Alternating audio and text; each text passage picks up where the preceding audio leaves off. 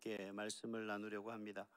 우리가 신앙생활을 하면서 그런 생각을 할 때가 종종 있는 것 같습니다. 내가 잘하고 있는가라고 내 자신을 판단하고 또 살펴보는 것도 있을 것이겠지만, 한편으로는 그런 생각, 내가 과연 어떻게 지금 신앙생활을 하고 있는 게 잘하고 있는 건가?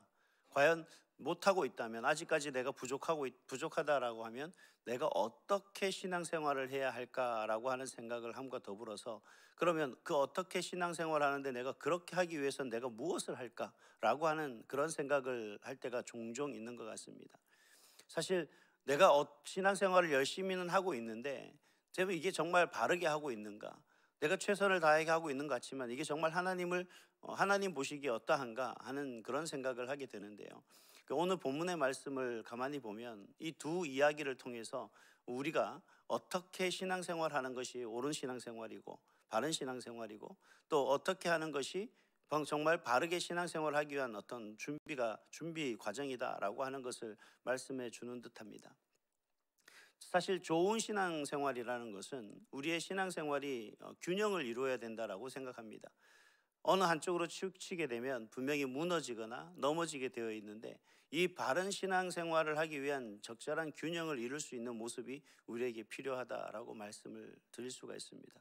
그래서 오늘 본문에 보면 이러한 신앙의 균형을 이루는, 어떻게 하면 내가 신앙의 균형을 이루어 나가는 것인지, 또 어떻게 하는 것이 신앙의 균형을 이룰 수 있는 것인지 하는 부분에 대해서 말씀해 주는 것 같습니다. 첫 번째로 우리는 하나님을 기쁘게 하는 그러한 삶을 살아야 됩니다. 이게 바로 좋은 신앙생활인 것이고 신앙생활의 균형을 이루는 방법이다라고 할 수가 있겠죠. 다시 말하면 좋은 신앙생활은 어떤 것인가 라고 말씀할 때 신앙의 균형을 이루는 것이 좋은 신앙생활입니다 라고 말을 한다면, 그러면 신앙의 균형을 이루는 우리의 삶의 모습은 어떤 것입니까? 라고 다시 질문을 한다면 이렇게 결론 내릴 수 있습니다. 하나님을 기쁘게 하는 삶입니다 라고 그렇게 말씀을 드릴 수가 있습니다. 오늘 이 선한 사마리아인의 비유를 통해서, 자비를 베푼 사마리아 사람이라는 비유를 통해서 우리에게 말씀하고 있는 것이 바로 그러한 모습입니다. 여러분, 좋은 신앙이라는 것은, 정말 신앙의 균형을 이루는 것은, 물론 우리가 이 세상을 살아가다 보면 연말쯤 되면 많은 그 뉴스들 접하는 가운데 그런 뉴스를 볼 수가 있습니다.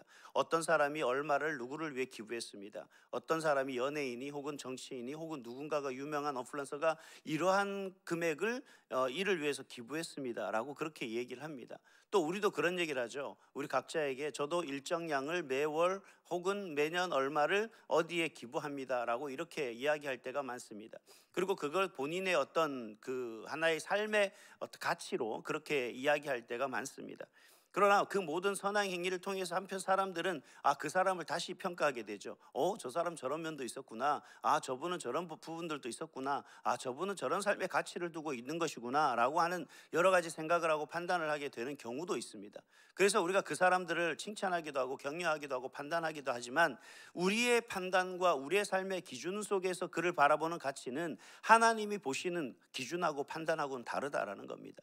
여러분, 우리가 어떤 선을 행하는 것도, 아니면 다른 사람을 위해 뭔가 베풀고 나누는 것도, 자신을 위해서 하는 어떤 모든 모습들은 그건 정말 자기 만족인 것에 불과한 거죠.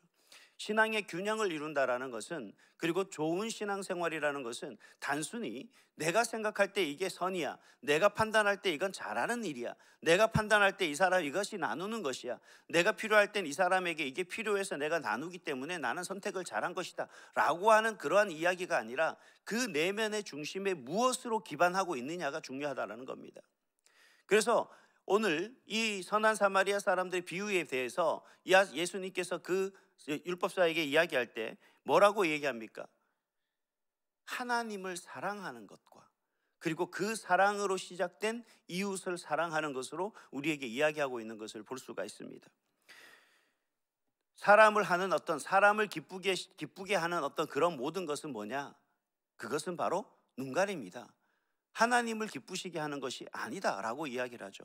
사도 바울은 에베소 교회 성도들에게 에베소서 6장 6절 말씀에 그렇게 말합니다. 눈가림만 하여 사람을 기쁘게 하는 자처럼 하지 말고 그리스도의 종처럼 마음으로 하나님의 뜻을 행하라 라고 그렇게 이야기를 하고 있습니다.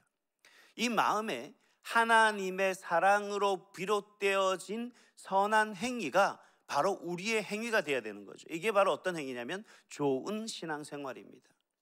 이런 삶이 바로 균형 있는 신앙생활이다라고 그렇게 오늘 본문에서 예수님께서는 우리에게 말씀하고 있는 것입니다. 그래서 데살로니가전서 2장 4절에 사도 바울은 뭐라고 얘기하냐면 사람을 기쁘게 하려고 하는 게 아니라 오직 우리 마음을 감찰하시는 하나님을 기쁘시게 하려 합니다라고 그렇게 얘기합니다. 우리의 삶의 모든 목적이 내가 만족하고 다른 사람을 기쁘게 해서 그 사람으로부터 나를 향한 평가가 달라지는 것이 아니라 정말 이 삶의 모든 방향과 선택이, 그리고 이 결정과 이 행위가 하나님으로부터 비롯되어져서 이게 정말 하나님이 기뻐하시는 것이구나 라고 하는 그 결정에 이를 수 있는 행동을 해야 된다는 겁니다. 그 외 그 모든 것들은 뭐냐? 바로 사람의 눈을 가리고 사람을 속이는 것이고 더 나아가서는 하나님을 속이는 것이다 라고 그렇게 사도 바울은 이야기하고 있는 거죠. 그래서 예수님은 오늘 이 비유를 통해서 우리에게 분명하게 이야기하고 있습니다. 우리의 좋은 신앙생활은, 신앙의 균형을 이루는 그러한 신앙생활의 진정한 행위는 바로 하나님의 사랑을 기본으로 한, 그 하나님의 사랑으로 근본으로 한 우리의 삶의 모습으로 나타날 수 있기를 그렇게 가르치고 계신다는 겁니다. 우리가 사람을 기쁘게 하는 것도 중요하지만 우리의 삶의 목적은 정말 하나님을 기쁘게 해야 된다는 겁니다. 하나님의 마음을 향한 진정한 선의를 가지고 있는 사람이 바로 저와 여러분이 될 수 있기를, 우리 온사랑교회 모든 성도들이 될 수 있기를 주님의 이름으로 축복합니다. 두 번째는 뭐냐면 하나님과의 깊은 교제를 통해서 우리는 신앙 성장을, 신앙의 균형을 이룰 수 있다라는 사실입니다. 우리가 많은 부분들이, 여러 가지 생각하는 부분들이 우리가 어떤 것을 선택함으로 인해서 내가 정말 신앙의 성장을 이룰까라고 하는 부분에 대해서 많이 관심을 갖고, 그리고 생각을 하고, 또 우리가 그런 부분에 대해서 기도 제목을 가지고 하나님께 나가는 것도 사실입니다. 근데 오늘 마르다와 마리아의 이 두 여인을 통해서 우리에게 보여주는 것이 있습니다. 여러분, 예수님을 섬기고자 하는 마르다의 행위가 잘못됐습니까? 아니요, 결코 그렇지 않죠. 또 예수님의 말씀을 듣고자 예수님의 발치에 앉아서 그 말씀에 경청하고 있는 마리아가 틀렸다라고 이야기할 수, 옳다라고 이야기할 수 있습니까? 사실 우리가 볼 때는 참 헷갈리는 것 같습니다. 어떻게 보면 우리도 그렇잖아요. 여러분들도 여러분의 가정이나 목사님이 신방을 오면 어떻게 하면 목사님을 잘 섬길 수 있을까 고민하시는 분들 한 분도 없나요? 모두 다 그것 때문에 참 고심을 많지 않습니까? 한번 며칠 전부터 어떻게 준비해야 될까, 뭘 준비해야 될까, 여러 가지 많은 고민을 하게 되고, 다른 사람에게 그 고민을 물어보기도 할 테고, 또 정말 내가 말씀과 기도를 중요시하고 그것만을 선택해야 되는 것이 옳은가라고 생각하는, 아무것도 준비하지 않고 그냥 설교 하나님 말씀 듣고 기도만 받으면 된다라고 생각하는 그런 생각들이 있는지, 근데 어느 것 하나 잘못됐다 틀렸다라고 얘기할 수는 없는데, 예수님께서는 이 부분에 대해서 이렇게 얘기합니다. 마리아를 통해서. 마르다가 예수님에게 마리아가 제가 이렇게 예수님을 섬기려고 하는데 너무 바쁜데도 저를 도와주지 않고 저기 예수님의 발치에만 앉아 있어요. 예수님 혼 좀 내주세요 라고 할 때 예수님께서는 뭐라고 이야기하냐면 다른 여러 말 빼주고 딱 한마디로 이렇게 얘기합니다. 좋은 편을 택하였다라는 겁니다. 여러분, 우리가 훌륭한 신앙생활, 즉 좋은 신앙생활을 하기 위해서는, 우리의 신앙의 균형을 이루기 위해서는 여러분 좋은 편을 택하는 것이 옳다라는 겁니다. 그러면 마리아를 통해서 우리가 생각해 볼 때 과연 우리에게 있어서 좋은 편은 어느 것이냐? 예수님이 말씀하셨죠. 누굴 통해서요? 마리아를 통해서. 마리아가 선택한 것이 뭡니까? 바로 예수님을 통해서 하나님의 말씀을 듣는 그 자리입니다. 이것은 무엇을 의미하냐면 하나님과의 깊은 교제를 의미하고 있는 겁니다. 여러분, 우리의 앞에서 우리가 어떻게 하면 하나님께서 기뻐하시는 삶을 살 수 있을까를 제가 말씀을 드렸다면, 이제는 하나님께서 기뻐하시는 그 삶을 살기 위해서 나를 어떻게 성장할 수 하게 할 것인가, 내가 어떻게 무엇으로 나를 성장시킬 것인가 라고 한다면 그 답이 바로 이 마르다와 마리아의 이야기 속에서 나온다고 할 수가 있습니다. 그것은 다름 아니라 하나님과의 깊은 교제를, 깊은 관계를 통해서 우리의 신앙은 균형 있게 성장할 수가 있다는 겁니다. 하나님과의 깊은 교제라는 것은 뭡니까? 바로 하나님의 말씀을 묵상하는 것이고 또 그 말씀 붙들고 하나님 앞에 기도하는 거겠죠. 그래서 시편 1편 1절과 2절 말씀에 복 있는 사람은 이라고 하면서 2절에 가서 이렇게 얘기합니다. 오직 여호와의 율법을 즐거워하고 그 율법을 주야로 묵상하는 사람이라고 그렇게 이야기를 하고 있습니다. 말씀을 읽으세요. 말씀을 묵상하십시오. 그 말씀을 붙들고 기도하십시오 라고 하는 것은 단순히 하나님의 말씀을 배우라는 것이 아니에요. 그래서 우리가 많은 오해를 합니다. 목사님 이제 눈이 어두워, 이제 노안이 와서 그 성경 읽기 힘듭니다. 공부하려고 하니까 잘 외워지지 않습니다. 여러분, 우리가 성경을 여러분에게 가르치는 것은 여러분이 성경을 통해서 여러분이 성경 박사가 되라는 것이 아니에요. 어느 것이 이 말씀들을 통해서 내가 하나님과의 깊은 관계를 맺고 있는가, 하나님과 날마다 깊은 교제를 하고 있는가를 우리가 바라보고 그것을 통해서 하나님과의 깊은 교제를 통해서 우리의 신앙을 성장하여 나가게 하는 그런 의미에서 성경을 읽으라는 것이고 묵상하라는 것이고 그 말씀 붙들고 기도하라는 것이죠. 지금 예수님께서는 우리에게 요구하는 것이 진정한 신앙의 균형을 이루기 위해서 우리의 신앙을 성장하기 위해서는 하나님과의 깊은 교제, 하나님과의 깊은 관계가 우리에게 무엇보다 필요하다라고 그렇게 말씀하고 계시는 겁니다. 분주한 시간으로 인해서 바쁘겠지만 여러 가지 많은 일들을 해야 해서 시간이 부족하겠지만 그럼에도 불구하고 우리는 좋은 편을 선택해야 됩니다. 하나님과의 관계는 신앙의 중심이기 때문에 우리는 하나님과 깊은 관계를 해야 되는 것이고요. 하나님과의 교제는 신앙 성장과 변화를 이루기 때문에 우리는 하나님과 교제를 해야 됩니다. 뿐만 아니라 개인의 삶에 대한 목적과 방향을 확립하게 되기 때문에 우리는 하나님과의 깊은 교제가 필요하다라는 사실을 말씀해 주고 있습니다. 신앙생활이란 단순히 의무가 아닙니다. 하나님과의 깊은 관계 속에서 삶의 의미를 찾는 것이 신앙생활이고 그분의 뜻을 따르며 살아내는 것이기 때문에 기초가 흔들리지 않고 계속 성장할 수 있는 것이 바로 하나님과의 깊은 교제 속에서 이루어진다라는 겁니다. 그래서 필요하다라는 거예요. 그래서 여러분, 신앙생활에 우리의 성장에 도움이 되는 것이 바로 말씀과 기도인 것이고 바로 이 교회를 통해서 여러분 가장 기본적인 것을 바로 이러한 모든 것입니다.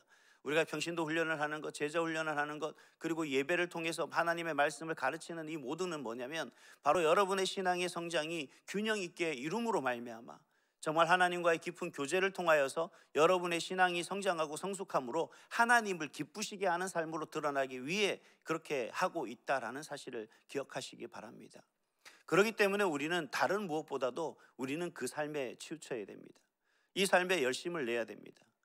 이 삶이 우리에게 무너지거나 이 삶이 우리의 기초가 되지 않으면 말대로 작은 환난에도 넘어질 수밖에 없게 되는 것이고 조그마한 시련이 우리에게 온다 할지라도 그 시련으로 인하여서 우리가 좌절할 수밖에 없게 되는 것이고 또 어떤 상황 속에서도 내가 바른 것이 무엇인지를 잘 분별하지 못하여 곁길로 갈 수밖에 없게 되는 것이라는 겁니다.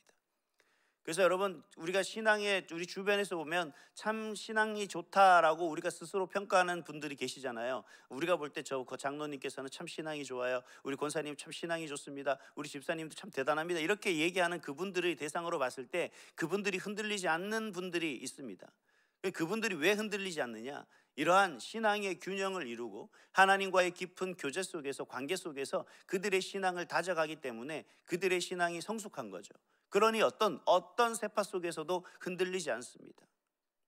누가 무엇을 말하고 누가 어떤 얘기를 한다 해도 그 부분을 다 이해해 받아들이는 거죠. 또 그 부분에 대해서 같이 사랑으로 품고 나가는 모습을 볼 수가 있는 겁니다.